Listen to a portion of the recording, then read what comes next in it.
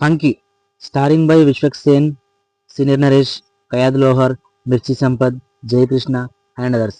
Directed by Anudeep KV. Movie was comedy, family and romance. Movie చూసాక నా experience ఏంటంటే funky అంటే ఫంకీనే, ఫంకీ అంటే అల్లరి. సినిమా మొత్తం అల్లరి అల్లరిగానే ఉంది.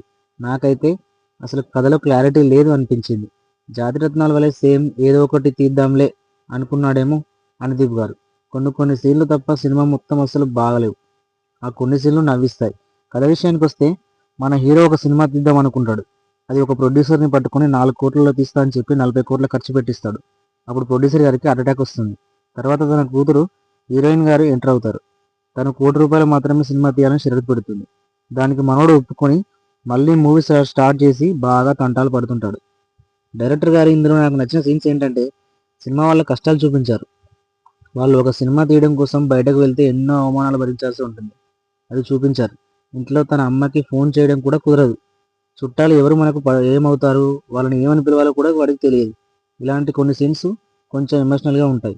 ఫైనల్గా మూవీ అయితే అల్లరి అల్లరిగానే ఉంది. ఇక ఎడిటింగ్ విషయానికి వస్తే కొన్ని సీన్లు మనకు అర్థమవుతాయి.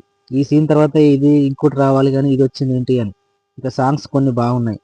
ఇందులో బీమ్స్ గారిని కూడా ఒక పాత్రలో చూపించారు. సో ఫ్రెండ్స్, ఇది కథ. మీకు మీరు చూసినట్టయితే ఎలా ఉందో కామెంట్ చేయండి. ఈ వీడియో కనుక మీకు నచ్చినట్లయితే ఒక లైక్, షేర్, సబ్స్క్రైబ్ చేయండి please. Thank you for watching.